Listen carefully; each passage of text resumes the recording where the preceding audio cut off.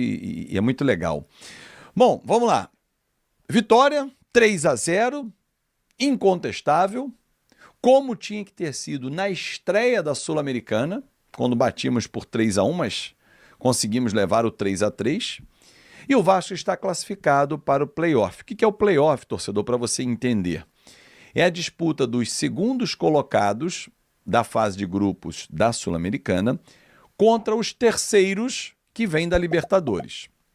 Como é que vai ser o chaveamento disso? Jogos de ida e volta.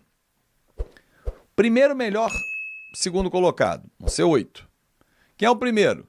Ele pega o último terceiro colocado. O segundo pega o sétimo terceiro colocado. O terceiro pega o sexto e assim vai por diante. A tendência é o Vasco ficar nas 3 últimas posições, porque a pontuação foi baixa. Logo a gente vai pegar melhores times que vêm da Libertadores. Só que a Libertadores ainda segue. Hoje, inclusive, tem jogo da Libertadores, você pode mandar na KTO o seu palpite, inclusive tem Sul-Americana até amanhã. Então a definição toda vai acontecer ao longo desses 2 próximos dias. Mas, de qualquer forma, é só depois do Mundial de Clubes que vem essa fase pré-oitavas de final. É um play-off, assim é denominado pela Conmebol. Quem vencer vai para as oitavas de final da Copa Sul-Americana. Avançar era importantíssimo para a moral do elenco, para a sequência do Campeonato Brasileiro, os 2 próximos jogos que são muito difíceis, Red Bull Bragantino em casa e o São Paulo fora, mas haverá um tempo entre esses 2 jogos de 11 dias, tempo que o Fernando Diniz saberá trabalhar o elenco. Alguém vai dizer assim, pô, Fábio, você se empolgou com 3-0 no possante Melgar, no poderoso Melgar. Não. A empolgação ela ainda não veio. Mas a visão do crescimento e da evolução com pouco tempo de trabalho mesmo, porque trabalhar o dia a dia o Diniz não consegue. Vai conseguir no Mundial de Clubes, vai conseguir entre o Bragantino e o São Paulo, mas é nítido que já há evolução. Física, pouco, mas técnica e tática, esquece. Posso pegar individualmente? O Ryan, ele está sobrando nas mãos do Diniz. O Diniz foi muito enfático, inclusive, na sua coletiva ontem, disse que, olha, ele é insubstituível. O talento que ele projeta nesse menino e que todos sempre projetaram na base, ele está conseguindo extrair dele, esquece. É muita diferença. Força física, presença diária, finalização, personalidade. E aí eu faço coro com o Diniz. Se o Vasco, as finanças do Vasco permitirem que esse garoto fique mais uma temporada, esse menino é convocado em seleção de base, esse menino tem potencial para jogar na seleção de cima daqui a alguns anos, não digo o ano que vem, porque é a Copa do Mundo, mas pós-Copa do Mundo, sim. Ele tem força física, ele tem estrutura de jogador, que é jogador grande, de muito contato físico, para jogar as principais ligas. Tem uma potência com a perna canhota, tem arranque, mas faltava uma coisinha que ninguém conseguia tirar dele: confiança. Não adiantava o pai dele, o Valquimar, ex-zagueiro do Vasco, meu filho, você é um gigante. Santo de casa não faz milagre. Eu sei, conversando com muitas pessoas do Vasco, que o papo interno, quando estava para acertar com o Diniz, porra, ainda bem, cara. Queria que o Vasco jogasse assim. Vários jogadores falaram isso. E tá aí o resultado. O que o Jair jogou ontem, uma enormidade. Aliás, o Diniz falou que não quer que ele saia. E ele disse que não quer sair. Pedrinho, fazer um pedido a você, presidente. Mas o Jair tem um salário alto. Ok. Ontem em campo. Não estou dizendo que ele vai ser o nosso 5, não. Mas ele não pode ser o nosso 8? Com muita qualidade? Por que não? No fim do ano passado, nós falávamos de 3, 4 reforços em casa. Jair tinha voltado, Paulinho da contusão, Adson que ia voltar de cirurgia e o Estrela. Por 4 reforços em casa. O Jair está performando. Já é mais um jogo que ele faz muito bom, com muita qualidade. Por que não? Barato é que é caro. O caro se entrega e dá resultado, é caro. E o Diniz quer contar com ele. Logo, aliás, muito bom o Diniz ter colocado o Garré para jogar ontem, né? Ter dado minutagem para ele apareceu, infiltrou uma bola que ele deu no Verratti, que eu achei que ia ser o 4º gol do Vasco, segundo dele, que aliás me quebrou na KTO, pô, tinha um Odão lá com 2 gols do Verratti, quase. Mas é isso, eu me diverti, botei R$3 na múltipla, perdi 3, ok, faz parte do jogo. Mas assim, torcedor, gostei e acredito muito que o Diniz vai conseguir potencializar o Coutinho. E arrisco a dizer uma coisa, se o Diniz conseguir fazer com o Coutinho o que ele fez com Paulo Henrique Ganso, o Vasco vai ganhar um dos melhores top 3 do Brasil em termos de camisa 10, mesmo ele usando a 11. Porque não desaprendeu. Se ele conseguir encaixar, aliás, ontem muitas peças estavam tentando se encaixar, ele vai voar. A nossa dupla de zaga foi muito bem ontem, João Vitor e Lucas Freitas absolutos, e vai ser a nossa dupla de zaga para sábado contra o Red Bull Bragantino.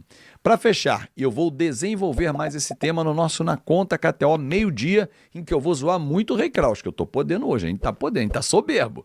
Vem comigo hoje meio-dia para zoar o Rei. Ramon Dias e Emiliano Dias ganharam ontem na FIFA o processo contra o Vasco, 30 milhões e meio de reais. Só que o Vasco vai recorrer ao CAIS, que é o Tribunal, o STJD, né, da FIFA, é o Tribunal, é a Corte Arbitral do Esporte. Então, assim, se o Vasco vai buscar ressarcimento, diminuir esse valor, a gente não sabe se vai obter êxito. Agora que essa dívida foi feita pelo CEO anterior, Lúcio Barbosa, e não Carlos Amodeu, foi feita pela 777 e não pelo Vasco, que hoje está no poder, isso é fato. Aliás, hoje, dia 28, está marcada a reunião, né? A audiência. Vasco contra 777. Vem chumbo grosso aí. E não estranhe se numa sequência vier uma ação criminal por má gestão, por problemas financeiros apresentados. Enfim, para fechar com você, quem torceu contra, que o Vasco tomou um transfer ban por não pagar o Nantes. E agora? Departamento Jurídico do Vasco, tendo advogados que conhecem do riscado, Paulo César Salomão, Felipe Carregal, o Alain Belaciano. Alain milita no esporte há muitos anos, há pelo menos 20. Com vários clubes, com ações na FIFA. E o Vasco conseguiu reverter o transfer ban, sob a alegação de que está num processo regular de recuperação judicial. E a FIFA retirou o transfer ban, ou seja, o Vasco pode contratar. Agora é que é um outro problema, né? É contratar e escolher as peças certas. Jogar Libertadores ano que vem via Sul-Americana é mais fácil. E outra coisa, gente, vocês não estão entendendo. Gente, vocês não estão entendendo uma parada aqui.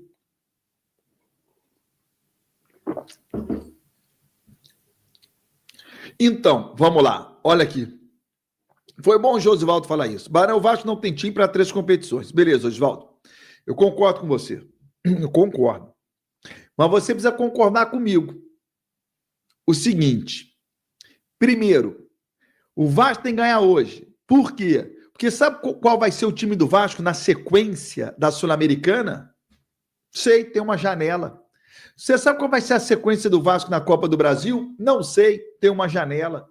Então, o Vasco tem a possibilidade de se reforçar na janela.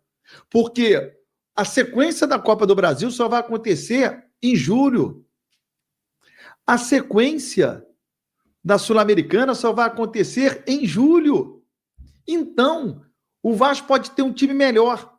E se você está abrindo mão precocemente da Sul-Americana, sem saber o que vem pela frente pela Copa do Brasil. A Copa do Brasil, ela será definida através de sorteio, o adversário do Vasco. Você não sabe contra quem o Vasco vai jogar, ou seja, você está abrindo mão de uma Sul-Americana, confiando que o Vasco vai disputar até o final uma Copa do Brasil, sem sequer saber o adversário do Vasco na Copa do Brasil. Gente, não tem nenhum cabimento o Vasco abrir mão de uma Sul-Americana. Nenhum. Porque eu volto a falar, é o prestígio do Vasco que está em jogo. É a história do Vasco que está em jogo. E quem está com a camisa do Vasco tem que honrar a história. Tem que entender que esta Copa Sul-Americana que o Vasco está disputando é uma competição internacional e que o Vasco foi o primeiro campeão internacional do mundo. Do mundo. O título de Sul-Americano que o Vasco ganhou, lá no final da década de 40, foi o primeiro título internacional da história de um clube. Hoje você tem uma Copa Sul-Americana originária lá da década de 40. E foi o Vasco quem foi campeão. E aí o Vasco já conquistou Libertadores, e aí o Vasco já conquistou uma Mercosul, e você vai pegar toda essa história no lixo, colocando um time sub-20, ou abrindo mão da competição? Você tá louco, meu irmão. Você tá louco, você não sabe a história do Vasco. E é muito mais fácil ganhar uma Sul-Americana do que a Copa do Brasil. Ou alguém tem dúvida disso? Alguém aqui tem dúvida disso? Pô, o que há? Ó, vou lá na Live Pix, hein? Tudo de ontem. Tudo de ontem. Ah, agora chegou. Beleza, muito obrigado. Bom dia, Baran.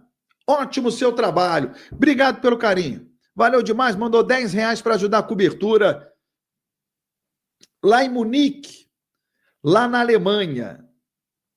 Obrigado. Vou falar aqui de novo para a galera, gente. Vamos lá. Torcedor. Tô botando aqui no chat. A Live Pix. É só clicar na Live Pix e mandar sua mensagem. Só isso. Pode ser por escrito, pode ser em áudio. Eu vou botar na tela das duas maneiras. A sua voz na tela, aqui, ou a escrita. Eu tô indo, torcedor, para a final da Champions League. Vai ser a minha quarta final de Champions. Quarta. E assim como eu fiz em Londres, porque nas outras duas eu não tinha canal de Vasco, quando eu fui para Paris e para Istambul, mas em Londres, foi você que mandou, Fábio? Você não botou o nome lá? Obrigado, Fábio. Obrigado pelo carinho. Ó, superchat está liberado também, hein? Superchat está liberado também. E por gentileza, vocês deixaram o like? Todo mundo deixou o like aí? Deixa eu sentir aqui o dedo de vocês. Ih, 114. Gente, vamos de like. Mete o dedo no like. Vamos lá, galera. Assim como eu fiz em Londres, eu vou fazer os programas na rua, lá em Munique, pegando torcedores do Vasco, colocando o torcedor do Vasco para falar, mostrando torcedores do Vasco, entrevistando jogadores falando de Vasco. Futebol vascaíno e desconsiderar a decisão injusta e prejudicial ao projeto de reestruturação do clube. Enquanto a disputa se arrasta nos tribunais, a gestão da SAF do Vasco segue provisoriamente sob o controle de representantes indicados pelo clube associativo, que promete garantir a estabilidade administrativa e a continuidade das operações do futebol profissional. A situação ainda deve se desdobrar nas próximas semanas, com possível julgamento do mérito da ação. Torcedores e investidores acompanham com atenção os desdobramentos que podem impactar diretamente o futuro do clube dentro e fora de campo.